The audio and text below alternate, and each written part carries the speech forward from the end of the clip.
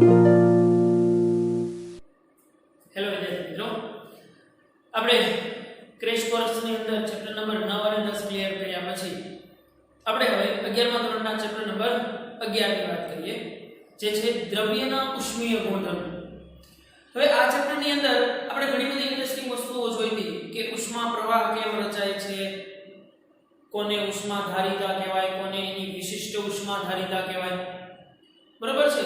તો એ બધી વસ્તુની ઘટના આપણે અહીંયા નોંધી હતી. ઈ વસ્તુને આપણે ડિટેલમાં જોતા જઈએ છીએ અને એના એક 1 બાય 1 એમસીક્યુ છે એ હું લેતા જઈશું. બરોબર ભાઈ, ખાસ ધ્યાન રાખવાનું છે, ક્રેશ કોર્સ છે એટલા માટે આની આ વસ્તુ છે એના બહુ ડિરાઇવેશનમાં એમાં આપણે પડતા નથી. જસ્ટ એનો ઓવર કોન્સેપ્ટ જોઈ લઈએ છીએ અને એના જે ડીપ એમસીક્યુ છે ઈ એમસીક્યુ ઉપર જશું આપણે. ક્લિયર ભાઈ?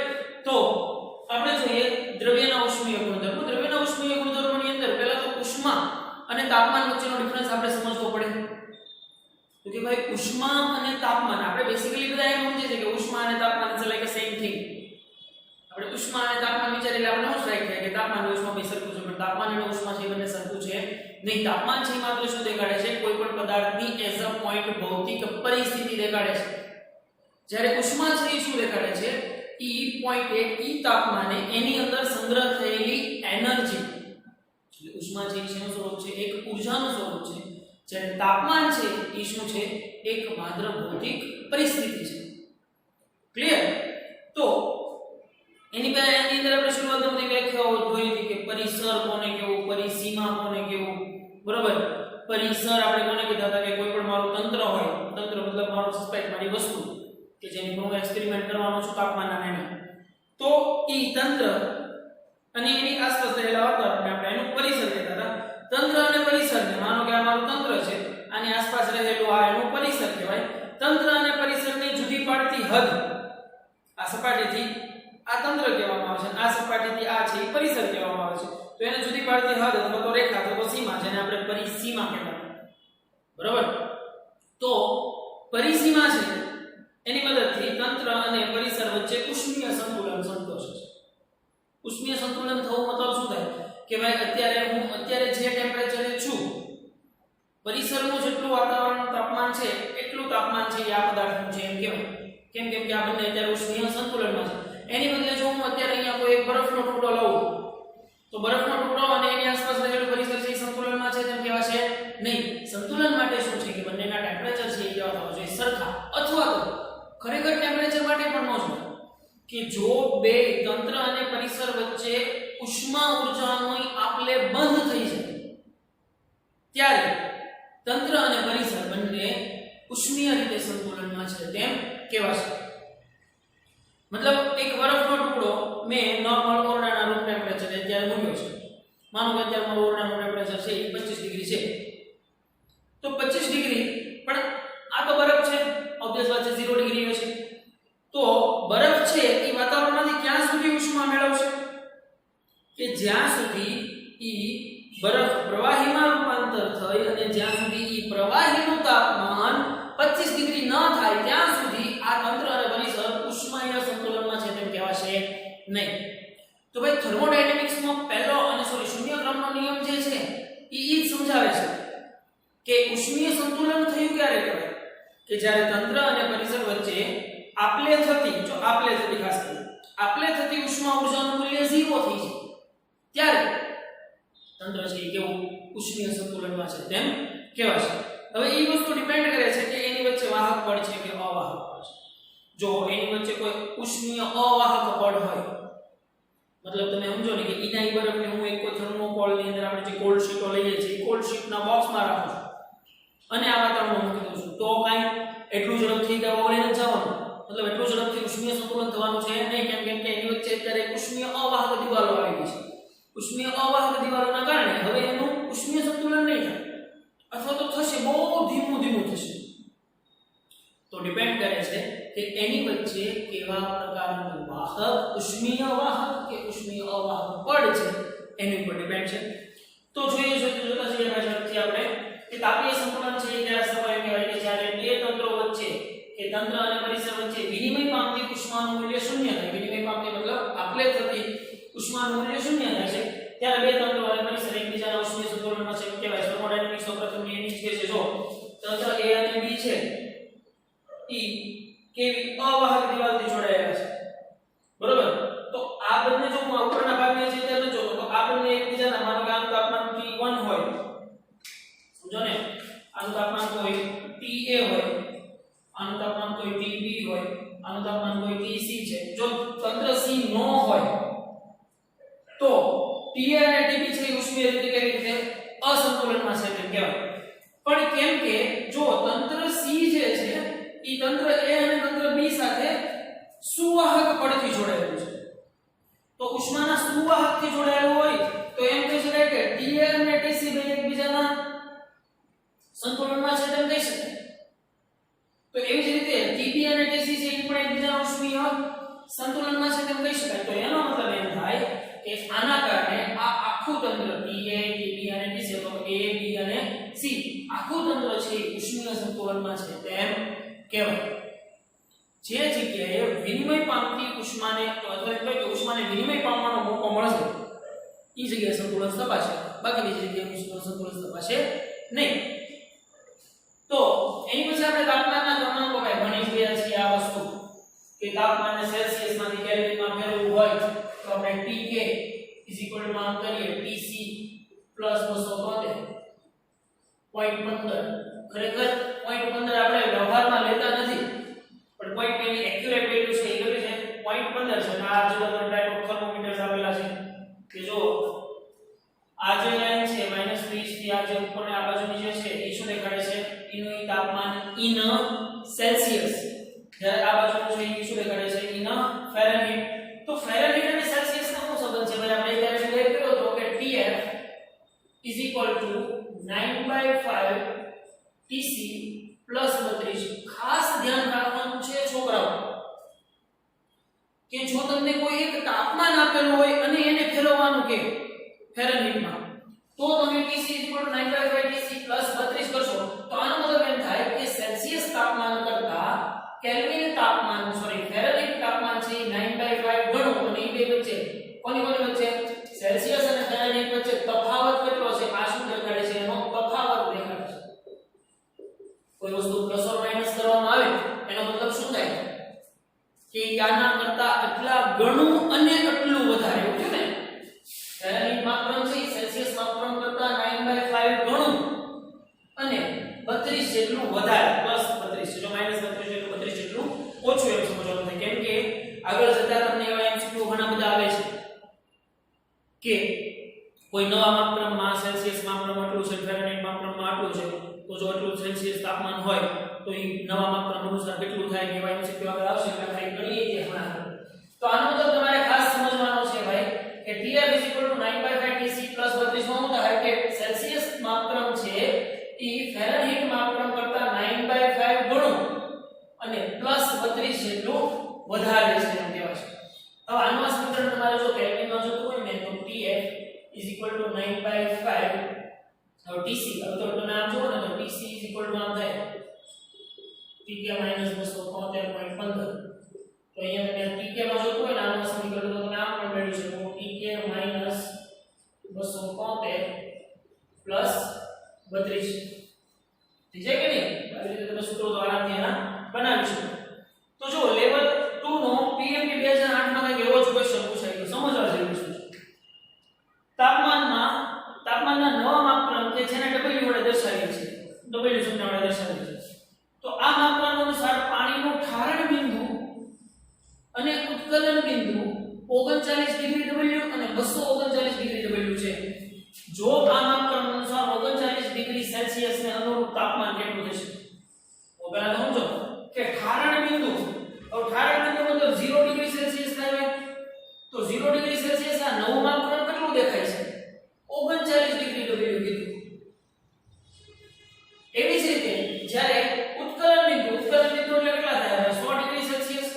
તો 100 ડિગ્રી સેલ્સિયસ એ કેટલું દેખાડે છે? 239 ડિગ્રી W. તો હવે પહેલા તો સમજો કે ડિગ્રી W અને સેલ્સિયસ ને શું સંબંધ છે? તો હું ઈ વસ્તુ આની ઉપરથી નક્કી કરી શકું. જો ભાઈ આની આ વસ્તુને હું આમ લખી શકું 2 × 100 પ્લસ 39 લખી શકાય કે તો આ 100 છે તો મારા સેલ્સિયસ જ છે તો હું આના સમીકરણને આમ લખી દઉં 2 Tc પ્લસ 32 તો જો તમે આના સમીકરણને હલ કરો તો TW કેમ કે અહીંયા એને નામ શું આપવાનું કીધું છે W કીધું છે તો TW 2Tc પ્લસ 32 નહીં પ્લસ અહીંયા કેટલા વધ્યા છે 39 યસ તો 39 પ્લસ 39 તો હવે તમને એમ કહે છે કે 39 ડિગ્રી સેલ્સિયસ તાપમાન અનુસાર આ ડિગ્રી W કેટલા થાય તો હવે તમે આ કિંમત મૂકીને આરામથી મેળવી શકો ભાઈ તો તમે શું કરશો કે TW 2Tc Tc બરાબર કેટલા લેવાના છે 39 ડિગ્રી પ્લસ 39 તો તમને નવા માપક્રમને અનુસાર 39 ડિગ્રી સેલ્સિયસ નું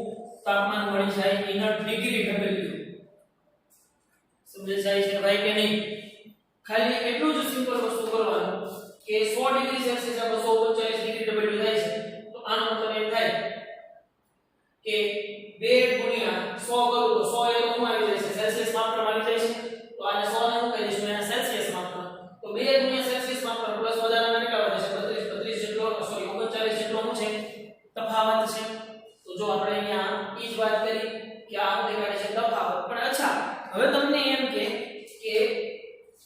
Tc કોઈ પણ સમથિંગ માની લો કે 5 ડિગ્રી કહે છે 5 ડિગ્રી સેલ્સિયસ હોય તો એને તમારે ફેરનહીટમાં ફેરવવાનું છે એને ફેરનહીટમાં મતલબ PF માં ફેરવવાનું છે તો તમે આમ કરી શકશો તો અહીંયા તમે સીધું કરી નાખશો કે Tc 9/5 into sorry PF 9/5 Tc plus 32 બરાબર તો આ 9/5 Tc તો થઈ ગયો 5 plus 32 એટલે તમને અહીંયા TF તો મળી ગયું કેટલું મળ્યું 41 મળ્યું છે ને તો TF તમને મળી ગયું ચલો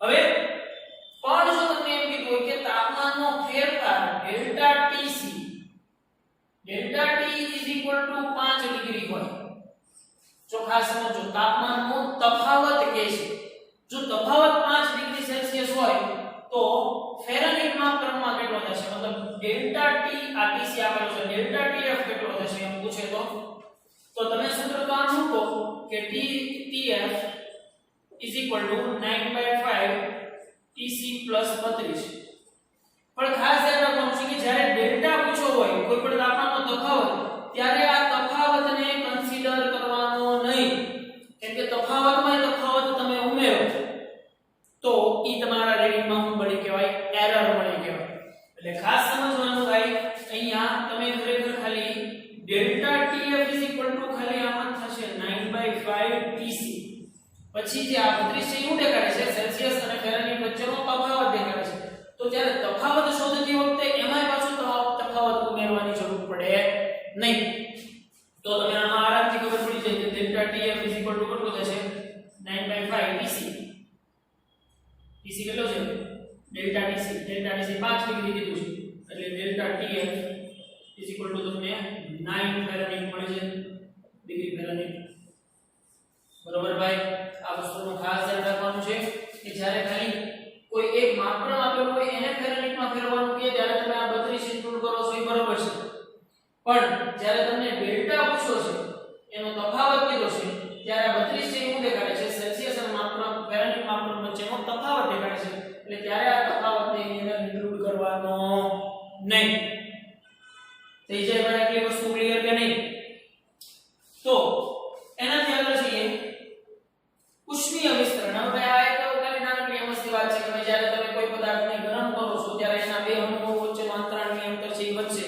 કેમ કે મહત્તમ કંપન ગતિ કરતા હશે જ્યારે મહત્તમ આવી રીતે બી ગતિ કરતા જ્યારે એકબીજાની નજીક આવશે ત્યારે r મિનિમમ થશે જ્યારે એકબીજાથી ગતિ કરતા દૂર જશે ત્યારે r max થશે તો એ બે વચ્ચેનું સરેરાશ અંતર કેટલું થાય r max r minimum by 2 બે અંતરાળની અણુઓ વચ્ચેનું પણ જ્યારે બે એકબીજાથી નજીક આવશે ત્યારે એની સ્થિતિ ઊર્જા મહત્તમ હશે બરોબર તો ઈ આલેખ છે તમે દેખાડો જો r મિનિમમ એ u છે એ કેવી મળે છે મેક્સિમમ મળે છે પણ જ્યારે તમે r max કરો છો ત્યારે u તમારી છે એ કેવી મળે છે ખૂબ જ ઓછી મળે છે જુઓ હવે છે ને मतलब બે અણુ એકબીજા હોય તો વસ્તુ આપણને ખબર જ છે ને બે દળ ધરાવતા કણો ખાલી આની ભાષામાં તમે ગ્રેવિટેશન ની અંદર ભણ્યા એકબીજાને નજીક હશે ત્યારે સ્થિતિ ઊર્જા મહત્તમ હશે જ્યારે એકબીજાથી દૂર જતા હશે ત્યારે એની પાસે સ્થિતિ ઊર્જા કેવી છે ઓછી છે ગુરુત્વીય સ્થિતિ ઊર્જા તમે ભણ્યા છો હવે રેખીય વિસ્તરણની અંદર આપણને ખબર છે ભાઈ આની પહેલાના ચેપ્ટર નંબર 9 ની અંદર પણ આપણે આ વસ્તુ ક્લિયર કરી ગયા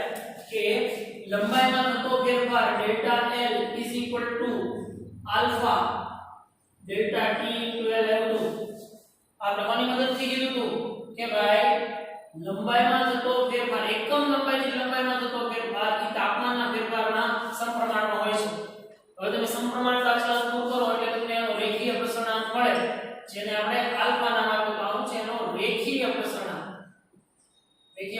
મતલબ કોઈ પણ એક ડિરેક્શનમાં અથવા તો એમ કહેવાય કે કોઈ પણ એક પરિમાણમાં થતો ફેરફાર લંબાઈમાં કે પહોળાઈમાં કે ઊંચાઈમાં કોઈ એક રેખીય પરિમાણમાં થતો ફેરફાર તો આલ્ફા ડેલ્ટા T ઉપરથી આપણે સમીકરણ મેળવ્યું delta L alpha delta T પણ પછી આપણે ક્ષેત્રફળ માટે મેળવ્યું કે delta A 2 alpha delta T કેમ કે ક્ષેત્રફળની અંદર લંબાઈ અને પહોળાઈ બંને પરિમાણો હોય ને તો બંને પરિમાણોમાં થતો ફેરફાર ડેલ્ટા A વડે દર્શાવાય એટલે 2 આલ્ફા અથવા તો આપણે આને આમે કહેતા હતા delta A beta delta T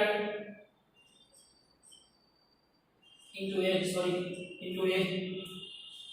બરાબર એવી જ રીતે કદમાં ફેરફાર આપણે ડેલ્ટા P શું થાય 3 alpha delta T into v તો એને હું આમે લખી શકું delta P gamma delta T into v મતલબ આ બધા સમીકરણો જે છે ભાઈ એ આપણે ઓલરેડી અગાઉ ડિરાઈવ કરી ચૂક્યા છીએ પણ ખાસ એક રિલેશન યાદ હોવો જોઈએ કે alpha is alpha but beta is equal to 2 alpha and gamma is equal to 3 alpha થશે છે ને આ રિલેશન છે એ ખાસ ક્લિયર હોવો જોઈએ ભાઈ પણ કેટલાક પદાર્થો દરેક દિશામાં એક સરખું ઉષ્મીય પ્રસરણ ધરાવતા હોય ઉષ્મીય વિસ્તરણ ધરાવતા હોય તો આવા પદાર્થને આઇસોટ્રોપિક પદાર્થો કહેવાય છે આઇસોટ્રોપિક પદાર્થો માટે આપણે જોયું હતું એક સ્કેલનું ઉદાહરણ લીધું હતું સ્કેલમાં જે છિદ્ર હોય છે આપણે સ્ટીલની સ્કેલ હોય છે એની તો તમે જોવો છો કે એને જ્યારે તમે ગરમ કરો છો ત્યારે એની લંબાઈમાં વધારાની સાથે સાથે એ છિદ્રનો વ્યાસ છે એ પણ મોટો થતો જાય છે અથવા તો કેમ કે છિદ્રની રેડિયસ એ પણ મોટી થતી જાય છે તો એ પ્રકારનું જે પ્રસરણ છે એ કેવું પ્રસરણ કહેવાય છે આઇસોટ્રોપિક પદાર્થો કહેવાય છે કે જે સામાન્ય તાપમાનના ફેરફારથી બધી જ દિશાઓમાં એક સરખું પ્રસરણ ધરાવતા ક્લિયર પછી આપણે આ મેળવીએ જે delta A 2 alpha A delta T અથવા તો delta V gamma V delta T જે આપણે વાત કરી એની જ ક્લિયર કે નહીં ભાઈ તો એને રિલેટેડ લેવલ 2 PMT 1999 ની અંદર પૂછાયેલી વાત બહુ સિમ્પલ અને પહોંચી વાત છે કે પિત્તળ અને સ્ટીલના રેખીય વિસ્તરણ ગુણાંક મતલબ રેખીય પ્રસરણાંક આલ્ફા અને આપેલું છે તો 0 ડિગ્રી સેલ્સિયસ તાપમાને પિત્તળના સળિયાની લંબાઈ L1 અને સ્ટીલના સળિયાની લંબાઈ L2 લીધેલી છે બધા તાપમાને તેની લંબાઈઓ વચ્ચેનો તફાવત L2 L1 સમાન રહેશે જો ખાલી જગ્યા હોય ને તો હવે ગમે તે તાપમાને રેખીય પ્રસરણાંક સમાન રહેવો મતલબ શું થાય તમે અહીંયા જુઓ ખાલી એક વસ્તુ કે આપણી પાસે ડેલ્ટા L છે આલ્ફા ડેલ્ટા T L હવે એકનો પ્રસરણાંક માનો કે x પહેલાના કારણે લંબાઈમાં થતો ફેરફાર L1 આલ્ફા 1 L1 બરોબર એવી જ રીતે ડેલ્ટા L2 શું થશે આલ્ફા 2 ડેલ્ટા T L2 પણ તમને અહીંયા એમ કીધું છે કે L2 L1 અચળ રહેશે તો L2 L1 અચળ રહેવો મતલબ નાનો કે કોઈ આ બે સળિયા છે આ બે સળિયાની એકની લંબાઈ L1 છે એકની લંબાઈ L1 છે એકની લંબાઈ L2 છે હવે અમુક તાપમાન આમાં વધારું છું તો આની લંબાઈ ડેલ્ટા L1 થાય છે અમુક તાપમાન આમાં વધારું છું તો આની લંબાઈ ડેલ્ટા L2 થાય છે બરોબર તો આની ડેલ્ટા જે છે ને એ બંનેની સરવાળે કેવી રહેશે સરખી જ રહેશે મતલબ એમ થાય કે આ બંનેનું ડેલ્ટા L1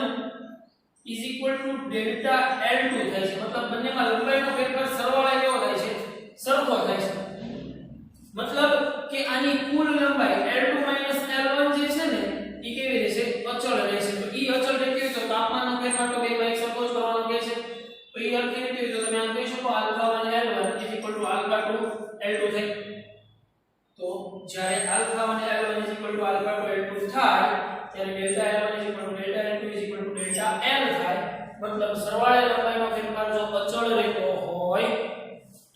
પોઝિશન ક્યારે આવી શકે L alpha 1 L1 is equal to alpha 2 L2 હોય તો ક્લિયર ભાઈ આટલી સિમ્પલ વસ્તુ છે સાવ તો હવે આગળ આપણે વાત કરીએ પાણીની વિશિષ્ટ ઉષ્મા હવે કોઈ પણની વિશિષ્ટ ઉષ્મા એટલે શું થશે આ પદાર્થ નોર્મલ સ્થિતિમાં નોર્મલ ટેમ્પરેચરે છે હવે મારે આની અંદર કંઈક ઉષ્મા ઊર્જા સ્ટોર કરવી છે ઓબવિયસ વાત છે નીચેથી કંઈક ગરમ કરીશ મતલબ ટેમ્પરેચર આપીશ તો ઈ આ ગરમ ઝોનમાંથી કંઈક ટેમ્પરેચર મેળવશે ઉષ્મા મેળવશે સોરી ટેમ્પરેચર નહીં મેળવે ઉષ્મા મેળવશે તો આના એકમ તાપમાનના ફેરફાર દીઠ આની અંદર સ્ટોર થયેલી કંઈક ઉષ્મા ઊર્જા એકમ તાપમાનના ફેરફાર દીઠ સ્ટોર થયેલી ઉષ્મા ઊર્જા એટલે જ એની વિશિષ્ટ ઉષ્મા પદાર્થને આપેલ ઉષ્મા q અને તેને તદનુરૂપ તેના તાપમાનના ફેરફાર ડેલ્ટા t ના ગુણોત્તરને તે પદાર્થની ઉષ્માધારિતા હીટ કેપેસિટી hc કહે છે તો hc તમારી પાસે હવે સમીકરણ આવી ગયું છે hc તમને શું મળ્યું hc q delta t મતલબ એકમ તાપમાનના ફેરફાર કરવા માટે આપવી પડતી ઉષ્મા ઊર્જા મતલબ એમ સમજો ને અત્યારે 25 ડિગ્રી છે મારે આને 40 ડિગ્રી તાપમાનના પદાર્થનું કરવું હોય તો કાંઈક અમુક ઊર્જા આપવી પડશે તો 40 ડિગ્રીના ફેરફાર કરવા માટે આપવી પડતી ઊર્જાને એની હીટ કેપેસિટી અથવા તો ઉષ્માધારિતા કહેવામાં આવે છે જેનો SI એકમ થશે તમે સમજી ગયા q છે એવું છે ઉષ્મા ઊર્જા છે એટલે આનો એકમ થશે જૂલ પર કેલ્વિન અથવા તો જૂલ પર કેલ્વિન અથવા તો કેલ્વિન પર કેલ્વિન CGS એકમની અંદર જઈએ તો પછી વિશિષ્ટ ઉષ્માધારિતા હવે વિશિષ્ટ ઉષ્માધારિતા એટલે શું થશે તો ખાલી એક સિમ્પલ વસ્તુ છે કે આ જે વસ્તુ હતી ઈ શું હતી આખા દ્રવ્યની હતી આ આખા દ્રવ્યનું તાપમાન પણ હું મારે એમ જાણવું કે આના એકમ દળ દીઠ કેટલી ઉષ્માધારિતા છે તો ખાસ સમજો કે આખા પદાર્થની મેં ઉષ્માધારિતા Hc q delta t મેળવી પણ મારે એમ જાણવું છે કે આટલા દળ દીઠ એકમ દળ દીઠ રહેલી ઉષ્માધારિતાને એની વિશિષ્ટ ઉષ્માધારિતા કહેવાય તો એકમ દળ દીઠ રહેલી ઉષ્માધારિતા એની વિશિષ્ટ ઉષ્માધારિતા હું S કહું તો S તમને મળશે Hc/m મતલબ એકમ દળ દીઠ રહેલી ઉષ્માધારિતાને ભાઈ એની વિશિષ્ટ ઉષ્માધારિતા કહેવાય તો Hc શું થાય છે q delta t તો તમને અહીંયા q કંઈક મળ્યું ms delta t મળ્યું ને q શું મળશે ms delta t મતલબ એકમ દળ દીઠ મતલબ જેટલા દળ દીઠ આ s છે શું છે એની વિશિષ્ટ ઉષ્માધારિતા છે પાસે અંદર આ s છે શું છે એની વિશિષ્ટ ઉષ્માધારિતા છે અને hc છે એ ખાલી એની ઉષ્માધારિતા છે ક્લિયર ભાઈ એટલી વસ્તુ तो विशिष्ट ऊष्मा बराबर होता है उष्माधारिता बाय दળ मतलब एकम દળ દીઠ રહેલી ઉષ્માધારિતા ની વિશિષ્ટ ઉષ્માધારિતા કહેવાય છે અને S q m delta t તો q ms delta t બરાબર કે નહીં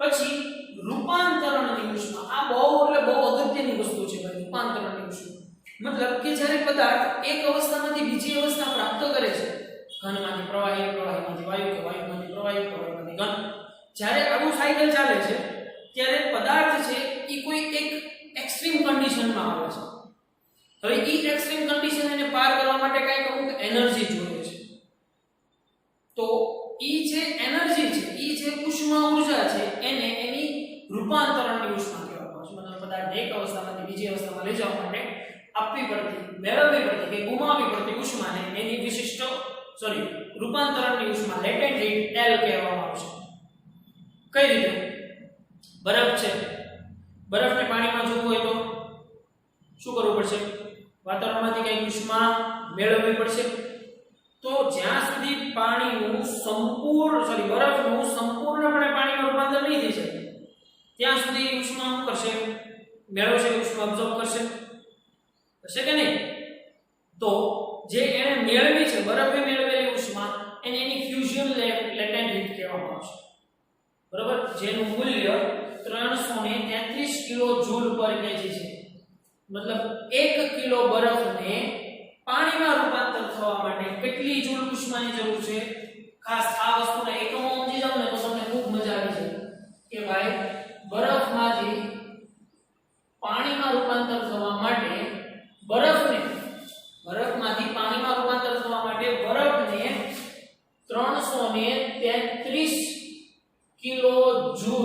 પર કેજી એનર્જી જોશે મતલબ કે જો 1 કિલો બરફ હોય તો એને પાણીમાં સંપૂર્ણ પાણીમાં રૂપાંતર થવા માટે 333 કિલો જૂલ જેટલી ઉષ્મા છે એવું કરવી પડશે મેળવવી પડશે બરોબર હવે માનો કે મેં 1 કિલો બરફ લીધો અહીંયા એક્ઝામ્પલ લઈ લઈએ 1 કિલો બરફ લીધો ઈ બરફ ક્યાં સુધી સંપૂર્ણપણે નહીં ઓગળી જાય કે જ્યાં સુધી ઈ વાતાવરણમાંથી 333 કિલો જૂલ જેટલી ઊર્જા નહીં લઈ લે ત્યાં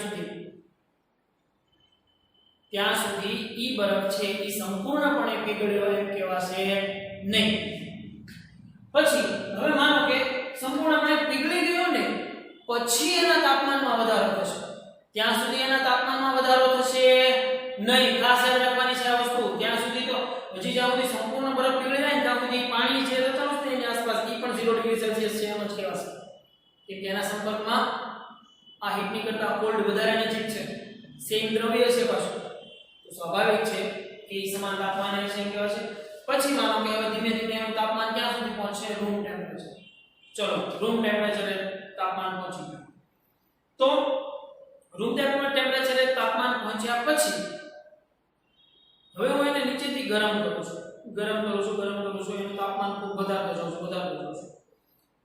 100 ડિગ્રી સેલ્સિયસ એનું તાપમાન મેં કર્યું 100 ડિગ્રી સેલ્સિયસ એ પાણીનું શેમાં રૂપાંતર થવાની શરૂઆત થઈ જશે ભાઈ વરાળમાં પણ ઈ પાણીનું તાપમાન ક્યાં સુધી 100 ડિગ્રી સેલ્સિયસ રહેશે જ્યાં સુધી ઈ બધા જ પાણીનું સંપૂર્ણપણે વરાળમાં રૂપાંતર ન થઈ જાય ત્યાં સુધી એનું ટેમ્પરેચર છે ઈ કેવું રહેશે 100 ડિગ્રી સેલ્સિયસ જ રહેશે તમને એમ થઈ જાય કે પાણી ઉકળવા મળ્યું છે તો ઉકળવા મળ્યું એટલે 5 મિનિટ ખમો એટલે એનું તાપમાન 100 માંથી 200 300 400 500 નહીં એવું કાંઈ નહીં થાય 100 ડિગ્રી સેલ્સિયસ ઇનફ થઈ જશે પછીનું જે વધારાનું તાપમાન તમે આપો છો એ એને વધારે ઉષ્મા ઊર્જા આપે છે એનાથી એનું તાપમાન વધશે નહીં ક્યાં સુધી નહીં વધે જ્યાં સુધી ઈ સંપૂર્ણ પાણી છે ઈ વરાળમાં રૂપાંતર ન થઈ જાય ત્યાં સુધી એની ટેમ્પરેચરમાં કાંઈ વધારો નહીં થાય તો 1 કિલો પાણી હવે તો 1 કિલો બરફ હતો એનું શું 1 કિલો પાણી તો 1 કિલો પાણીને વરાળમાં રૂપાંતર કરવા માટે કેટલી ઊર્જાની જરૂર પડે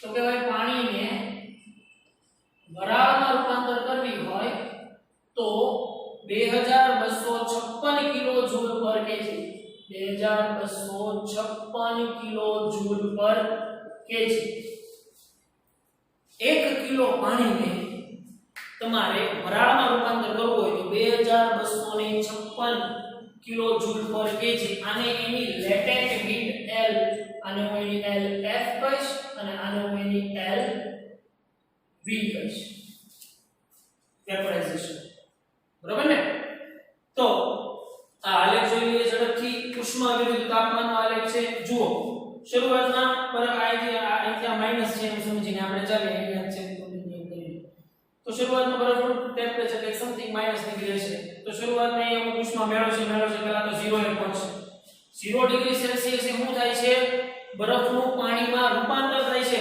અને ત્યાં સુધી જો જ્યાં સુધી સંપૂર્ણ રૂપાંતર નહીં થઈ જાય ત્યાં સુધી જો ઉષ્મા વધશે પણ તાપમાન વધતું નથી મતલબ એ વાતાવરણમાંથી ત્યાં સુધી ઉષ્મા મેળવ્યા કરશે ટેમ્પરેચર એનું 0 જ રાખીને બરફ ત્યાં સુધી પાણી ઉષ્મા મેળવ્યા કરશે કે જ્યાં સુધી એનું સંપૂર્ણપણે પાણીમાં રૂપાંતર ના થઈ જાય અહીંયા પાણીમાં રૂપાંતર થઈ ગયું હવે ધીમે ધીમે પાણીનું તાપમાન છે એ વધશે સરાઉન્ડિંગ એની આસપાસ રહેલા પરિસરના કારણે આસપાસનું વાતાવરણ જેટલું ટેમ્પરેચર છે એટલું ટેમ્પરેચર વધશે ધીમે ધીમે તાપમાન વધ્યું મેં પાછું અમુક જગ્યાએ ફાયર અલાર્મ કરી દીધી એટલે તાપમાન વધ્યું તાપમાનને 100 ડિગ્રી સેલ્સિયસ કરી તો જો 100 ડિગ્રી સેલ્સિયસે પાણીનું શેમાં રૂપાંતર થવા મળ્યું વરાળમાં રૂપાંતર થવા મળ્યું પણ ઈ જો ઉષ્મા તો હજી મેળવે છે પણ છતાં એનું ટેમ્પરેચર નથી વધતું ક્યાં સુધી નથી વધતું જ્યાં સુધી પાણીનું સંપૂર્ણપણે વરાળમાં રૂપાંતર ના થઈ જાય ખાસ આ સંપૂર્ણ શબ્દ છે આની અંદર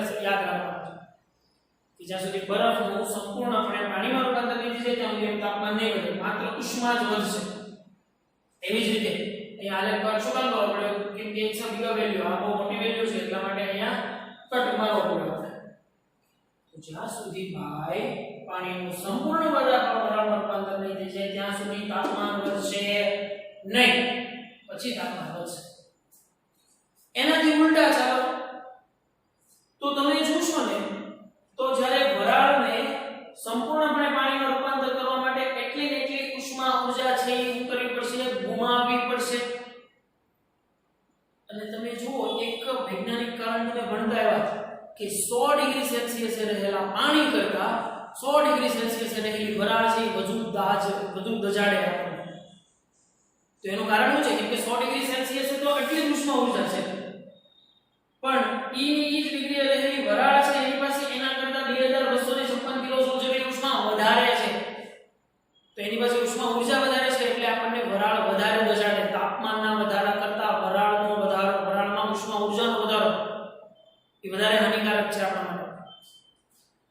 તો વરાળમાંથી જ્યારે પાણીમાં રૂપાંતર થવું હોય છે ભાઈ, ત્યારે એને 100% પાણીમાં રૂપાંતર થવા માટે મિનિમમ કેટલી એનર્જીની જરૂર પડશે? 2256 કિલોજોલ એની લેટેન્ટ હીટ જેટલી એનર્જી એને મળશે. અથવા તો સોરી, વરાળમાંથી આવે છે એટલે એટલી લેટેન્ટ હીટ જેટલી એનર્જી છે એ શું કરશે? ગુમાવશે. ત્યારે એ પાણીમાં રૂપાંતર થશે અને પછી તાપમાનમાં ઘટાડો થશે. બાકી અહીંયા કે જો વરાળનું પાણીમાં રૂપાંતરમાં થવા મળ્યું ત્યાં સુધી એનો મતલબ એમ ન સમજવો કે હવે ડાયરેક્ટ પાણીનું તાપમાન ધીમે ધીમે ઘટતું જશે. નહીં, ત્યાં સુધી કે જ્યાં સુધી સંપૂર્ણ વરાળ છે એ પાણીમાં રૂપાંતર નહીં થઈ જાય ત્યાં સુધી એનું પાણીનું તાપમાન ઘટશે નહીં. ધીમે ધીમે પાણી ઘટતું જાય છે, પાણીનું ટેમ્પરેચર ઘટે છે. પછી એક સમય એવો આવે છે કે જ્યાંથી તમે એને બરફ બનાવવાની કોશિશ કરો છો. તો બરફ બનાવવાની કોશિશ કરો છો ધેટ મીન્સ કે એને એટલી ઉષ્મા શું કરવી પડશે? ગુમાવવી પડશે. કેટલી? પર કેજી દીઠ કેટલી ગુમાવવી પડશે? અને 333 કિલોજોલ જેટલી એનર્જી શું કરવી પડશે? વાતાવરણમાં મુક્ત કરવી પડશે. એટલી ઉષ્મા મુક્ત કરશે ત્યારે એ બરફની અંદર રૂપાંતર થશે. પણ ત્યારે તમે શું કીધું? 0 ડિગ્રી કરતા તાપમાન જે ઘટશે નહીં, જ્યાં સુધી સંપૂર્ણ બરફનું રૂપાંતર નહીં થઈ જાય ત્યાં સુધી. ક્લિયર ભાઈ?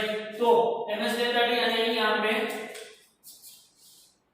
q તમને મળશે mlf અથવા તો કહી શકાય છે q mlv.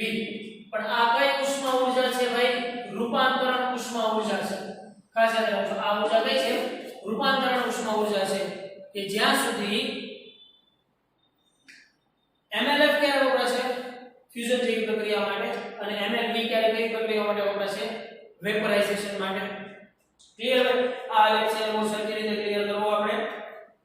તો જોઈએ PMD 2014 માં પૂછાયેલી વાત કે 10 ડિગ્રી સેલ્સિયસ તાપમાન ધરાવતા 20 ગ્રામ દળના પાણીમાં 100 ડિગ્રી સેલ્સિયસ તાપમાને રહેલી વરાળ પસાર કરવામાં આવે. જો વરાળ પસાર કરીએ છીએ તો પ્રવાહી અંતિમ તાપમાન કેટલું થાય છે? 80 ડિગ્રી સેલ્સિયસ તાપમાન પ્રાપ્ત કરે છે. તો હવે પાણીનું દળ કેટલું થશે? સમજવા જેવી વાત છે. ઇન્ટરેસ્ટિંગ ભાઈ, માનો કે કોઈ આ એક પાત્ર છે, આ પાત્રની અંદર 10 ડિગ્રી સેલ્સિયસ તાપમાન અને 20 ગ્રામ દળ પાણી રહેલું છે. આનું તાપમાન જે છે ને એને હું કહી દઉં કોઈ T1 તાપમાન છે, અને એનું દળ જે છે ને એને હું કહી દઉં m કેટલું છે? 20 ગ્રામ છે. હવે આની અંદરથી હું વરાળ પસાર કરું છું તો તમે જુઓ વરાળનું તાપમાન છે એ કેટલું છે? જો હવે ખબર હોવી જોઈએ, T2 તમને આપી દીધેલા પણ કેટલી 100 ડિગ્રી એ કીધેલું છે ને, તો T1 10 ડિગ્રી સેલ્સિયસ છે અને T2 100 ડિગ્રી સેલ્સિયસ છે. તો સૌથી પહેલા તો અહીંયા શું થશે ભાઈ? સૌથી પહેલા તો વરાળ છે એનું પાણીમાં રૂપાંતર થશે. મતલબ વરાળે ગુમાવેલી ઉષ્મા, હવે પાણીનું તાપમાન જો અંતે છેલ્લું ફાઇનલ ટેમ્પરેચર T બરાબર 80 ડિગ્રી સેલ્સિયસ થઈ જશે. મતલબ પાણીએ કઈ ઉષ્મા મેળવી હશે અને વરાળે કઈ ઉષ્મા ગુમાવેલી છે. તો સિમ્પલ વસ્તુ આ બધા દાખલાઓમાં યાદ રાખી લેવાની કે ભાઈ કોણ મેળવે છે? જેટલી વરાળ ગુમાવશે એટલું પાણી મેળવશે. મતલબ વરાળે ગુમાવેલ ઉષ્મા બરાબર પાણીએ મેળવેલ ઉષ્મા.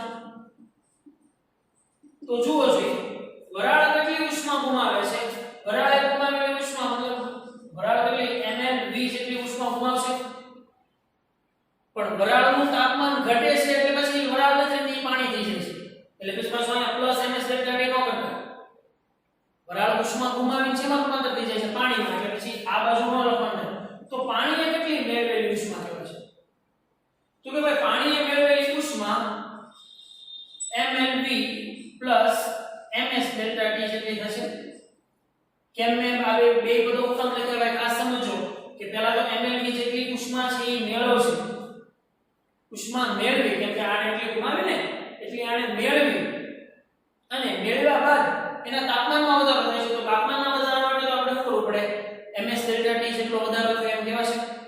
તો હવે જુઓ છે આ જે m પ્રાઇમ છે ને એ કોનું દળ થશે? વરાળનું દળ થશે. ખાસ ધ્યાન રાખો, m પ્રાઇમ કોનું દળ થશે? વરાળનું દળ. અને m જે છે ઈ કોનું દળ થશે? પાણીનું દળ. તો હવે જો તમને પાણીનું દળ યાદ કરી દેવું છે, L એટલે આપણને ખબર છે, S આપણને ખબર છે, વિશિષ્ટ ઉષ્માધારિતા અને ઉષ્માધારિતા, જેને આપણે બરાબર ગુપ્ત ઉષ્મા, બરાબર mLb તમને આપી દીધી છે. આ 540 કેલરી પ્રતિ ગ્રામ છે ને એ શું છે? CGS એકમમાં આપેલું છે. બાકી જો તમે MKS એકમમાં જાવ તો કેટલી થાય? 2256 કિલો જૂલ પર કેજી થશે. પણ આ કેલરી પ્રતિ ગ્રામ છે એટલે તમારો આન્સર ગ્રામમાં જતો છે, એટલા માટે બધા એકમો છે એ તમે MKS માં રાખશો. ક્લિયર ભાઈ અહીંયા સુધીનું? ખાસ ધ્યાન રાખવાનું એમસીક્યુમાં શું કરવાનું કે કોણે કેટલી ગુમાવી અને કોણે કેટલી મેળવી. જેટલી ગુમાવી છે એટલી સામેવાળાએ મેળવી છે. પણ ધ્યાન એ વસ્તુ રાખવાનું છે કે જ્યાં તાપમાનમાં ફેરફાર થતો હોય ત્યાં પ્લસ ms ડેલ્ટા ટી થાય. જેના તાપમાનમાં ફેરફાર ન થતો હોય ત્યાં ms ડેલ્ટા ટી કરવાનું નહીં, ત્યાં ખાલી mLb કે mLf જ આવશે. ક્લિયર ભાઈ એટલું? તો એના પછી આપણે આગળ વધીએ મોલર વિશિષ્ટ ઉષ્મા. મોલર વિશિષ્ટ ઉષ્મા એટલે આપણે વિશિષ્ટ ઉષ્મા કોને કીધી? તે એકમ દળ દીઠ રહેલી ઉષ્માધારિતાને એની વિશિષ્ટ ઉષ્માધારિતા કીધી. તો મોલર વિશિષ્ટ ઉષ્મા મતલબ શું થાય કે એકમ મોલ દીઠ, આપણે એને કીધું ને કે એકમ દળ દીઠ રહેલી ઉષ્માધારિતાને એની વિશિષ્ટ ઉષ્માધારિતા કીધી. તો એવી જ રીતે મોલર વિશિષ્ટ ઉષ્માને c વડે દર્શાવવામાં આવે છે. તો c શું થાય? hc/μ થશે. એકમ મોલ દીઠ રહેલી વિશિષ્ટ એકમ મોલ દીઠ રહેલી ઉષ્માધારિતાની મોલર વિશિષ્ટ ઉષ્માધારિતા કહેવાય છે. આમ જ થઈ જશે q/μ ડેલ્ટા ટી. બરાબર? મતલબ કે કોઈ એક મોલનું ડેલ્ટા ટી જેટલું તાપમાન વધારવા માટે એને આપવી પડતી ઉષ્મા. ઓલા આપણે શું કહેતા હતા કે કોઈ m દળ 1 kg અથવા તો સમથિંગ xyz kg દળને ડેલ્ટા ટી જેટલું તાપમાનમાં ફેરફાર કરવા માટે આપવી પડતી ઊર્જાને એની વિશિષ્ટ ઉષ્મા ઊર્જા કહેતા હતા, વિશિષ્ટ ઉષ્માધારિતા કહેતા હતા. અહીંયા એક મોલને આટલો તાપમાન ફેરફાર કરવા માટે આપવી પડતી વિશિષ્ટ ઉષ્મા. તો એની પછી દાખલા નંબર 20 બહુ અગત્યની વાત છે. આમ હવકુ જેવી વાત છે, તમે સમજો ને તો મજા આવે એવું છે કે આકૃતિમાં એક સરખી જાડાઈ ધરાવતી એક જ દ્રવ્યની બનેલી 4 લંબચોરસ પ્લેટ દર્શાવેલી છે. જો તેમનું તાપમાન T થી વધારીને T + ડેલ્ટા T કરવામાં આવે તો a તેમની ઊંચાઈમાં થતો વધારો અને b તેમના ક્ષેત્રફળમાં થતા વધારાને ઉતરતા ક્રમમાં ગોઠવો. તો પહેલા તો તમે છે ને એ કોલમ બનાવી લો કે એની ઊંચાઈમાં થતો વધારો મતલબ લંબાઈમાં થતો વધારો ડેલ્ટા L શોધો અને તેમના ક્ષેત્રફળમાં થતો વધારો ડેલ્ટા a કરીએ. તો તમે જુઓ છો તમને સૌથી પહેલા માટે પહેલા ગ્રુપ માટે લંબાઈ કેટલી થશે? L 2 થશે. મૂકો 2. બીજા માટે લંબાઈ કેટલી થશે?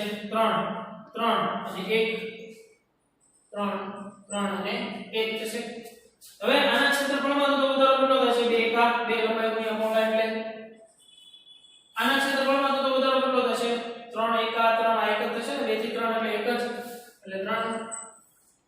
પછી આમાં 2 તેરી 6 જેટલો અને આનો કેટલો થશે? 2 એકા 2.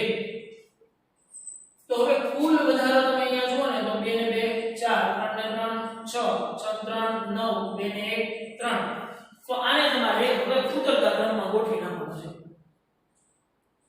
કેમ કે અહીંયા a અને b માં બેમાં વધારો જે છે ને એનો બંનેનો સરવાળો તમને પૂછે છે કે ડેલ્ટા a માં આટલો વધારો થશે અને ડેલ્ટા a માં આટલો વધારો થશે. તો કુલ વધારો જે છે એ કઈ રીતે ઉતરતા ક્રમમાં ગોઠવવાનો છે? તો હવે ઉતરતા ક્રમમાં આરામથી છે એ ગોઠવીશું. સિમ્પલ થઈ જાય કે નહીં? મળી જાય કે નહીં? તો એની પછી કે એક ગરમ દિવસે અમદાવાદથી એક ટ્રક વાળો ભાઈ આ દાખલો છે એ તમારા પીએમપી ની અંદર પણ સેમ આવી ગયેલો છે કે એક ગરમ દિવસે અમદાવાદથી એક ટ્રક વાળા ભાઈ 37000 લીટર ડીઝલ ભરે છે. કુલ કદ કેટલું છે? 37000 લીટર ડીઝલ ભરે છે. તે ડીઝલને શ્રીનગર પહોંચાડે છે જ્યાંનું તાપમાન અમદાવાદના તાપમાન કરતાં 23 કેલ્વિન નીચું છે. એટલે જો આને કોઈ ટી નો કહી દેવો, અમદાવાદના તાપમાન કરતાં 23 કેલ્વિન નીચું છે મતલબ આ તમને ડેલ્ટા ટી આપી દીધેલો છે. મતલબ અમદાવાદ અને શ્રીનગર તાપમાનનો તફાવત છે. તો તેણે કેટલું ડીઝલ પહોંચાડ્યું છે?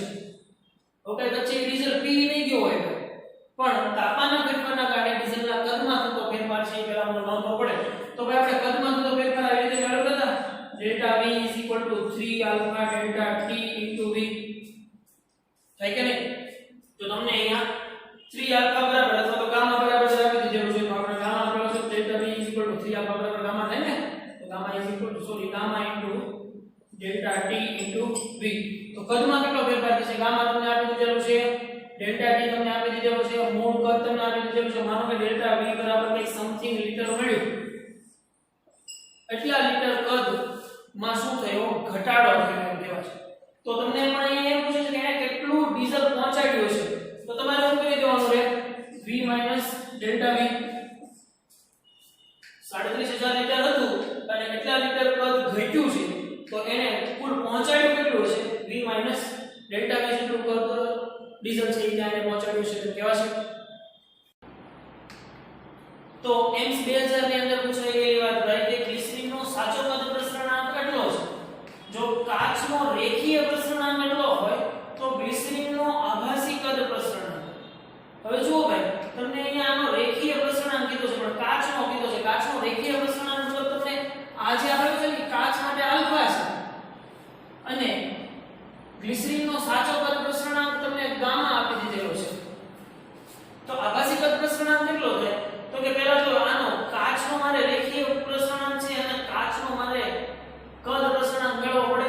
તો શું થાય કે કાચ માટે ગામા = 3 આલ્ફા કરશો એટલે તમને 0.509 છે એટલે તમારે થઈ જાય ગામા = 3 આલ્ફા એટલે 0.4027 બરોબર ને? એટલો થઈ જાય છે. તો એનો હવે આભાસી કદ પ્રસરણાંક તમે મેળવી શકો. હવે આની પરથી તમને અહીંયા ગામા મળી ગયો છે, ગામા પ્રાઇમ મળ્યો છે. તો ગામા માઈનસ ગામા પ્રાઇમ કરો એટલે તમને એનો આભાસી કદ પ્રસરણાંક છે આરામથી મળી જાય. ખાસ યાદ રાખવાનું કે કદ પ્રસરણાંકને કદ પ્રસરણાંકમાંથી જ બાદ કરવો જોઈએ. કદમાંથી તમે રેખીય પ્રસરણાંક બાદ કરશો તો તમને એનો આભાસી કદ પ્રસરણાંક મળશે નહીં. જો રેખીય ન હોય તો રેખીય ન. બરાબર? આ રિલેશન આપણને ખબર છે. પણ જો કાચ માટે ગામા આપી દીધો અને આનો રેખીય પ્રસરણાંક પૂછો તો ડિવાઇડ બાય 3 કરીને કરવું પડે. બરોબર ને? એનાથી આગળ ફેઝ ડાયાગ્રામ.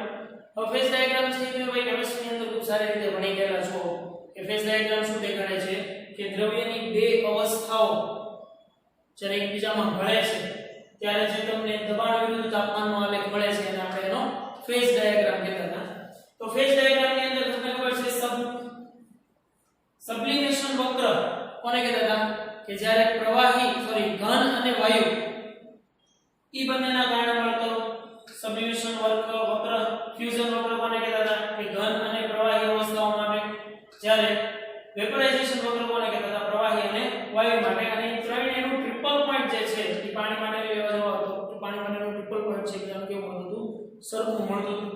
તો આ ફેઝ ડાયાગ્રામમાં આપણે તો અત્યારે બહુ ડિટેલ આની અંદર વસ્તી આવતી નથી. કેમિસ્ટ્રીની અંદર તમે ભણી ગયા છો.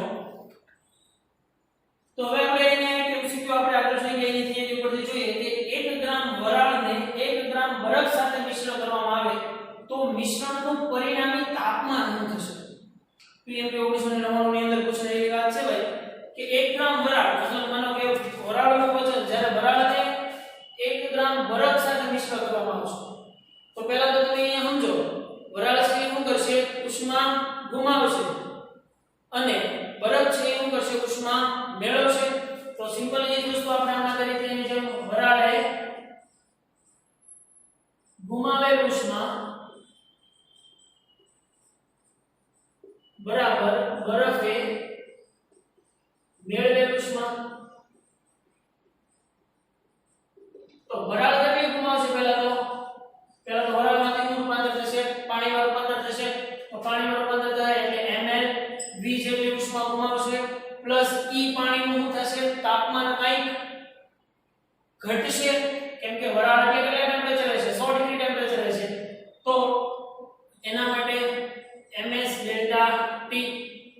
પણ આ ms ડેલ્ટા t છે ને આ તો is કોનો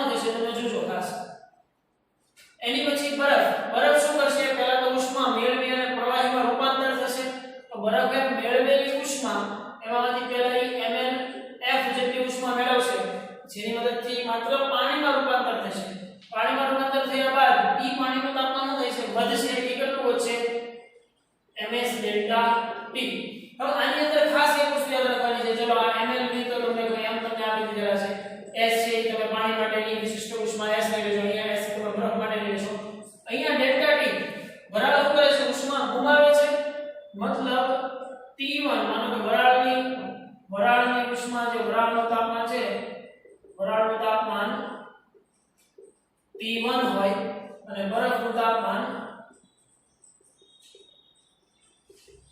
T2 હોય અથવા તેમ કહેતો ને T1 100 છે અને T2 છે એ કેટલા છે 0 ડિગ્રી સેલ્સિયસ છે 70 ડિગ્રી સેલ્સિયસ માં રહેવા દઈએ 0 ડિગ્રી સેલ્સિયસ માં માંગે છે તો T1 માઈનસ કોઈ એક T ટેમ્પરેચર પ્રાપ્ત કરશે પાણી અને સોરી વરાળ અને બરફનું આ મિશ્રણ છે કોઈ અંતિમ T ટેમ્પરેચર પ્રાપ્ત કરશે તો T1 T સુધી મતલબ એનું તાપમાન ઘટ્યું કેટલું T1 થી T સુધી થયું તો ખાસ અહીંયા કે T1 T કર્યું છે હવે એની પછી સામેના બરફના કિસ્સામાં MLF MS ડેલ્ટા T એમાં ડેલ્ટા T નું થાય છે બરફનું તાપમાન વધે છે ભાઈ એટલે અહીંયા તમે T2 T નહીં કરાય શું કરવું પડશે T T2 કરવું પડશે ને કેમ કે T2 છે એવું છે લોઅર ટેમ્પરેચર છે બરફ છે એ પાણીમાં રૂપાંતર થાય છે મતલબ એનું તાપમાન વધે છે તો એનું વધતા તાપમાન T2 તો અહીંયા તાપમાનનો ફેરફાર થશે T T2 અધરવાઇઝ તમે આના સમીકરણને આમ નામ લખી નાખો ને MLV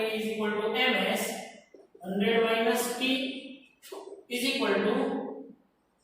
MLF MS T 0 તો હવે તમે m તમને બધા અંતરાળોને બધું આપી દીધેલું છે MLV ખબર છે s તમને ખબર છે તો હવે તમે આની ઉપરથી તાપમાન T જે અંતિમ તાપમાન છે આરામથી મેળવી શકો ભાઈ ખાસ આને પહેલા મને એવી કન્સેપ્ટમાં વાત કરી ખાલી સિમ્પલ એટલે વસ્તુ યાદ રાખવાની કે કોણ એટલે મેળવી કોણ એટલે ગુમાવી જેટલી જણે ગુમાવેલી છે એટલી જ સામે ઓલાએ મેળવેલી છે એની પછી ઉષ્માવહનની અંદર ખાસ વાત મહત્વની વસ્તુ યાદ રાખવાની છે ઉષ્માવહન ઉપર આગળ આપણે ઘણી બધી ચર્ચાઓ કરવાના છીએ કે ઉષ્મા ઊર્જાનો ફેરફાર જે છે એ સૌથી પહેલા આપણે સમજવા માટે પહેલા સમજવું પડે તાપમાન પ્રચલન એટલે શું બહુ અગત્યની રાશિ છે ભાઈ તાપમાન પ્રચલન તો તાપમાન પ્રચલન સમજવા માટે હું એક ઉદાહરણ લઉં છું અહીંયા કે માનો કે મારી પાસે કોઈ એવો સળિયો છે આ સળિયાની લંબાઈ 1 મીટર છે 100 સેન્ટીમીટર બરોબર તો જ્યારે હું એને એક છેડેથી ગરમ કરીશ ને ભાઈ અહીંયાથી માનો હું એને ગરમ કરું છું તો ધીમે ધીમે તાપમાન છે એ આ તરફ આગળ વધશે તો ખબર છે ગરમ ઠંડા તરફ તાપમાન છે આગળ વધશે તો આ તાપમાનમાં એકમ લંબાઈ દીઠ આ સમજો તાપમાન પ્રચલન મતલબ શું થશે તાપમાન પ્રચલન મતલબ એકમ લંબાઈના ફેરફાર દીઠ તાપમાનમાં થતો ફેરફાર એકમ લંબાઈના ફેરફાર દીઠ તાપમાનમાં થતા ફેરફારને તાપમાન પ્રચલન કહેવામાં આવે છે એની પહેલા આપણે વેગ પ્રચલન 10 માં ચેપ્ટરમાં ભણ્યા કે એકમ અંતર દીઠ વેગમાં થતો ફેરફાર શ્યાન માધ્યમ માટે મેળવી ગયા ને તો અહીંયા તાપમાન પ્રચલન મતલબ તમે જેમ આગળ જતા જશો જો માનો કે અહીંયા એક તાપમાન કઈ અલગ હશે આ બિંદુ તાપમાન અલગ હશે આ બિંદુ અલગ હશે આ બિંદુ અલગ હશે આ બિંદુ અલગ હશે તો આ ડેલ્ટા એસ નો ફેરફાર કરો છો ત્યારે તાપમાનમાં કેટલો ફેરફાર થાય છે મતલબ માનો કે અહીંયા વધારે છે અહીંયા ઓછો છે તો અહીંયા માનો કે તમે T1 કહી દો અને તમે T2 કહી દો તો તમે T1 T2 કરો એટલે તમને ડેલ્ટા T મળે અને માનો કે x1 હોય ના x2 હોય તો તમને અહીંયા શું મળશે ડેલ્ટા x મળશે તો આ ડેલ્ટા x ને ડેલ્ટા T છે તો ફેરફાર જેને શું કહેવામાં આવશે એનો તાપમાન પ્રચલન તો ઉષ્માવહન માટે ઉષ્મા ઊર્જાનો ફેરફાર કેટલો કહેવાય તો કે ડેલ્ટા Q પ્રોપોર્શનલ ટુ તાપમાન પ્રચલન તો ખબર પડે તેને ભાઈ તાપમાન પ્રચલન જેટલું વધારે એટલો ઉષ્મા ઊર્જાનો ફેરફાર વધારે તો તાપમાન પ્રચલન વધારે મતલબ શું થાય કે ડેલ્ટા x ખૂબ નાનો હોય ત્યાં તાપમાનનો ફેરફાર ખૂબ વધી ગયો મતલબ એટલા ડિસ્ટન્સમાં તે તાપમાનનો ખૂબ મોટો ફેરફાર હોય અને ડિસ્ટન્સ ખૂબ નાનું હોય તો તાપમાન પ્રચલન વધશે એમ એને મેળવેલી ઉષ્મા છે એ વધશે એમ કહેવાય છે તો એને મેળવેલી ઉષ્મા વધી એમ કહેવાય હવે બીજી વસ્તુ તો કે delta Q proportional to area એ તો સ્વાભાવિક રીતે સમજી શકાય ભાઈ જેમ સરફેસ સપાટીનું ક્ષેત્રફળ વધશે એમ ઉષ્મા ઊર્જાની ક્ષમતા છે એ કેવી થાય વધે કે નહીં હવે તમે એક વસ્તુ સમજો ને કે 1 કિલો બરફ હોય ને એની જો હું પાર્ટ લો મોટી જો ચોરસ ક્યુબ વાળી પાર્ટ લો અને 1 કિલો બરફને હું કોઈ સિલિન્ડરમાં અવાહક પરથી જોડી રાખું એનો ખાલી ઉપરનો છેડો તે વાતાવરણ સાથે જોડાયેલો હોય એવો રાખો તો કયો બરફ ઝડપથી પહેલા પીગળશે આ જે મોટી ચોરસ ક્યુબ છે ઈ જ તે તો સ્વાભાવિક છે કે એરિયા જે મોટો છે એમ ઉષ્મા ઊર્જાનો ફેરફાર છે ઉષ્મા ઊર્જાનો વિનિમય છે ઈ વધશે તો તમારી પાસે મળી ગયું મને તમને કે delta Q proportional to a into તાપમાન પ્રચલન શું થશે delta T upon delta x હવે જો હું સપ્રમાણતા અચળાંક દૂર કરું તો delta Q is equal to k a delta T upon delta x હવે ખાસ યાદ રાખવાનું છે કે delta T upon delta x છે ને નેગેટિવ આવશે ભાઈ નેગેટિવ શું કામ તાપમાન પ્રચલન નેગેટિવ શું કામ આવશે કેમ કે જેમ અંતર વધે છે એમ તાપમાન સાથેનો તફાવત છે ને ઘટતો જશે તો છે ને આ છેડે તમે આ તરફ હાલો શું થશે delta T upon delta x તમને કેવો મળશે નેગેટિવ મળશે એટલા માટે ડેલ્ટા ક્યુ હવે જો હું એમ કહું કે મારે પ્રવાહ જોતો છે ઉષ્મા પ્રવાહ કોને કહેવાય છે આદિ ભાષામાં આપણે પ્રવાહ કોને કહીએ છીએ એકમ સમયમાં પસાર થતો વિદ્યુત પ્રવાહ શોધો એને આપણે વિદ્યુત પ્રવાહ કહીએ છીએ તો એકમ સમયમાં ઉષ્મા ઊર્જામાં થતા ફેરફારને શું કહેવાય છે યસ તો એને હું નામ આપી દઈશ hc hc is equal to થશે delta q upon delta t તો હું આને આમે કહી શકીશ -ka delta t upon delta x upon 1 upon delta t sorry અહીંયા સ્મોલ t કરવો પડશે ઇટ્સ ટાઈમ બરાબર કે નહીં તો પદાર્થમાં એકમ આડછેદવાળા એકમ તાપમાન પ્રચલન ધરાવતા આડછેદમાંથી આડછેદને લંબરૂપે ઉષ્મા પ્રવાહના મૂલ્યને તે પદાર્થની આપેલા તાપમાને ઉષ્મા વાહકતા કહે છે જો અહીંયા જે સમપ્રમાણતા અચળાંક જે k કીધો ને કે બીજું કાંઈ નથી કે શું છે ઉષ્મા વાહકતા છે હવે આ વાહકતા છે એની પર ડિપેન્ડ કરે ભાઈ સોરી તો કે ઈ તો ભાઈ દરેક મેટલ માટે જુદી જુદી હશે દરેક મેટલને ઉષ્માની સમાન ઉષ્મા વાહકતા નથી હોતી કોક છે ઉષ્માના વધારે પડતા સુવાહક છે કોઈ છે ઉષ્માના ઓછા સુવાહક છે કોઈ છે ઉષ્માના અવાહક છે તો જે k છે એ શું છે ઉષ્માની વાહકતા દર્શાવે છે જેની વાહકતા વધારે છે એમાં ઉષ્મા ઊર્જાનો વેગ વધશે ઉષ્મા ઊર્જાનો વેગ વધે તો ઉષ્મા પ્રવાહ મતલબ એટલા ઝડપથી ઉષ્મા છે એ પસાર થઈ શકે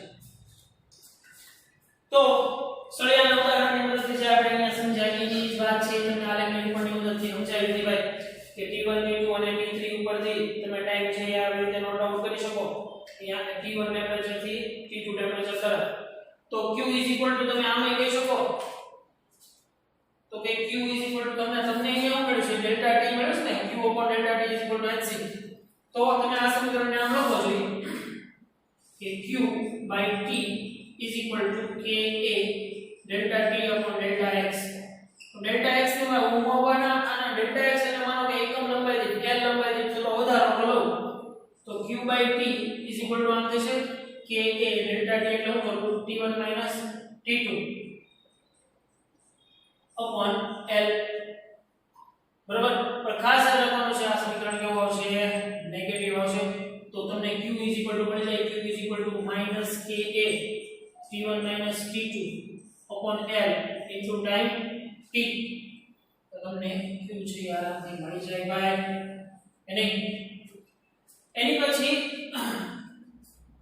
લેવલ 2 AIEEE 2009 માં પૂછાયેલી વાત કે સ્થાયી ઉષ્મા અવસ્થામાં રહેલા સ્થાયી ઉષ્મા અવસ્થામાં જો એક લાંબા ધાતુના સળિયાની એક છેડાથી બીજા છેડા તરફ ઉષ્માનું વહન થાય છે તેના ગરમ છેડાથી જેમ અંતર x વધે છે તેમ તેના જુદા જુદા વિભાગોનું તાપમાન થીટા કેવી રીતે બદલાય છે તે દર્શાવતો આલેખ મતલબ થીટા વર્સિસ x નો આલેખ હવે જો અહીંયા તમે જાવશો જેમ આ અંતર વધશે x જેમ વધશે એમ આ બાજુ જાવશો આ x ઇન્ક્રીઝ થયું કહેવાય અને તાપમાન t છે એવું થયું કહેવાય ડિક્રીઝ થયું કહેવાય તો એ કઈ રીતે થશે જોવો જોઈએ કે આમાંથી કઈ રીતે આવી રીતે કઈ વધશે ઘટશે આવી રીતે કઈ વધશે ઘટશે આવી રીતે તો તમે આરામથી ખબર છે ભાઈ કે શરૂઆતમાં x 0 હશે મતલબ આ જે નળી છે એના એકદમ છેડાય x 0 એ તાપમાન છે એક્સ્ટ્રીમ છે એટલે થીટા એક્સ્ટ્રીમ કન્ડિશન ઉપર જેમ તમે આગળ જતા જાવ છો એમ રેખીય રીતે એનો થતો જાય છે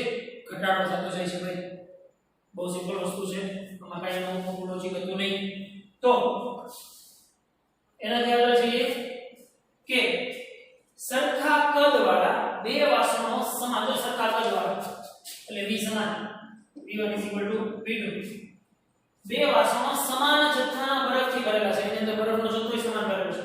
બંને વાસણો ભિન્ન ધાતુના બનેલા છે. જો પાછી એ કીધું લો છો બે અલગ અલગ ધાતુના બનેલા છે, મતલબ એની વાહકતા કેવી છે, અલગ અલગ છે. બંને વાસણોમાં બરફથી પીગળતા અનુક્રમે 20 મિનિટ ને 35 મિનિટ લાગતી હોય તો તેમની ઉષ્મા વાહકતાનો ગુણોત્તર કેટલો થશે? હવે ભાઈ ઉષ્મા વાહકતા માટે આપણને ખબર છે Q Ka delta T upon L into time t, બરાબર ને? તો હવે જો બંને વાસણોમાં બરફને પીગળતા અનુક્રમે માનો કે પાત્ર 1 છે એની વાહકતા છે એ કોઈ K1 છે અને પાત્ર 2 છે એની વાહકતા કોઈ K2 છે. માનો કે આમાં બરફને ટાઈમને પીગળતા T1 લાગે છે અને આમાં T2 લાગે છે. T1 કેટલી છે 20 મિનિટ હોય અને T2 બરાબર 35 મિનિટ હોય તો એની વાહકતાનો ગુણોત્તર કે છે. હવે તો વાહકતા K જો તો તમે આમાં સિમ્પલ જાવ છો તો K તમે હું આમ કર્યો છો QL upon A delta T into T time t. તો જુઓ જો આ બંને પાત્રમાં Q છે એ સમાન થશે, L લંબાઈ સમાન કદવાળા કીધા છે લંબાઈને ક્ષેત્રફળ તો બંને કેવું થાય સમાન તાપમાનના ફેરફાર માટે તો કેટલો હતો તો K proportional to 1 upon T આવ્યો ટાઈમ t. તો K proportional to 1 upon time t તો તમે આમ કહી શકો K1 upon K2 is equal to T2 upon T1. તો આરામથી મળી જાય T2 બરાબર કેટલા છે 35 20 આરામથી તમે ગુણોત્તર છે મેળવી શકો કે નહીં? Very simple. એની પછી લેવલ 2 2000 માં પૂછાયેલી વાત કે એક નળાકારની સળિયાના છેડાઓના તાપમાન અનુક્રમે T1 અને T2 છે, જ્યાં T1 greater than T2 છે, તેના માટે ઉષ્મા વહનનો દર h1 કેલરી પર સેકન્ડ છે. જો તેના બંને છેડાના તાપમાન તેટલા જ રાખી તેના બધા રેખીય પરિમાણો ગણના કરવામાં આવે તો નવી સ્થિતિમાં ઉષ્મા વહનનો દર h2 શોધો. સમજો એક આ સળિયો છે, આનું એક છેડાનું તાપમાન T1 છે ને એક છેડાનું તાપમાન T2 છે અને કન્ડિશન એ છે કે T1 greater than T2 છે એટલે T1 minus T2 થશે. તો ત્યારે એની વાહકતા જે છે ને એ h1 મળે છે. હવે શું કરવાનું છે કે તેના બધા રેખીય પરિમાણ ગણના કરવામાં આવે. હવે રેખીય પરિમાણ ગણના કરવામાં આવે તો ઉષ્મા વાહકતા h તમે આમ કરો છો -Ka delta T upon L અથવા delta T upon delta x. તો પહેલા h1 છે ને એ ક્યારે મળે છે જ્યારે -Ka delta T upon L હોય છે ત્યારે. હવે રેખીય પરિમાણ ગણના કરવા એટલે તમે અહીંયા શું કરશો જુઓ એટલે A તો શું થાય છે pi r² કરીએ એટલે ટૂંકમાં અહીંયા r² જેવા પરિમાણો છે l² તો કોઈ વાંધો નથી તો અહીંયા હું આમ કહી નાખું કે pi l² ખરેખર pi l² ન કહેવાય ખાલી l² કહી દો. A l² થાય તો h2 તમે જુઓ ને તો -K l² into delta T upon L. તો હવે તમને આનું ખબર પડી ગઈ કે રેખીય પરિમાણ ગણના કર્યા એટલે h proportional to L વધશે તો L બમણી કરી નાખીએ છીએ તો લંબાઈ બમણી કરી નાખીએ છીએ તો h2 2h1 થઈ જશે. કેમ કે ખાલી રેખીય પરિમાણ ગણના કરો છો નો ડાઉટ અહીંયા l² છે એટલે આ 4 થશે i થી 2 થાય તો 2 2 4 એટલે તમને શું મળશે 2 જ મળશે. તો અહીંયા h2 તમને શું મળશે 2h1 જ મળશે. સિમ્પલ વસ્તુ છે ભાઈ. PMT 2000 માં પૂછાયેલી વાત છે આ. એની પછી PMT 2015 માં પૂછાયેલી વાત આ તમે આરામથી કરી શકો એવી વસ્તુ. જો એક ધાતુના સળિયાને બે છેડાઓના તાપમાન અનુક્રમે 100 ડિગ્રી અને 110 ડિગ્રી સેલ્સિયસ હોય ત્યારે તેમાં ઉષ્મા પ્રવાહ 4 જૂલ પ્રતિ સેકન્ડ છે. જો તે સળિયાના બે છેડાના તાપમાન અનુક્રમે 200 ડિગ્રી સેલ્સિયસ અને 210 ડિગ્રી સેલ્સિયસ હોય તો ઉષ્મા વહનનો દર કેટલો થશે? હવે તમે જુઓ અહીંયા કે h1 તમે એની ઉપર એમ કહી શકો કે h proportional to delta T થાય કે નહીં? બીજું તો કાંઈ કરવાનું નથી ખાલી તાપમાન જ કરવાનું છે. તો તમે આમ કરી શકો કે h2 જોતો છે એટલે h2 upon h1 is equal to delta T2 upon delta T1 થઈ જાય કે નહીં? તો તમે અહીંયા તમે શું કરશો h2 upon h1 is equal to delta T2 તો ડેલ્ટા T2 એટલે શું થાય છે 210 માંથી 200 એટલે કેટલું વધશે 10 અને આ કેટલું વધશે 10 તો યુષ્મા વાહકતા છે એ કેટલી રહેશે 4 ની 4 રહેશે કે નહીં ભાઈ અહીંયા જે તાપમાનનો ફેરફાર કેટલો છે 10 ડિગ્રીનો અહીંયા તાપમાનનો ફેરફાર કેટલો છે 10 ડિગ્રીનો તો સ્વાભાવિક છે કે h2 શું થઈ જાય h2 h1 થઈ જાય વેરી સિમ્પલ એની પછી PMT 2005 માં પૂછાઈ ગઈ એની કે આ ત્રિજ્યા L લંબાઈના નીચેનામાંથી કયા સળિયામાંથી એકમ સમયમાં પસાર થતો ઉષ્માનો જથ્થો વધારે છે બંને સળિયાના દ્રવ્ય સમાન છે હવે જો દ્રવ્ય સમાન मतलब के समान द्रव्य समान એટલે શું થાય કે સમાન ઉષ્મા વાહકતા છે તો તેમના છેડાઓ પર પણ એક સરખા તાપમાન હોય સોરી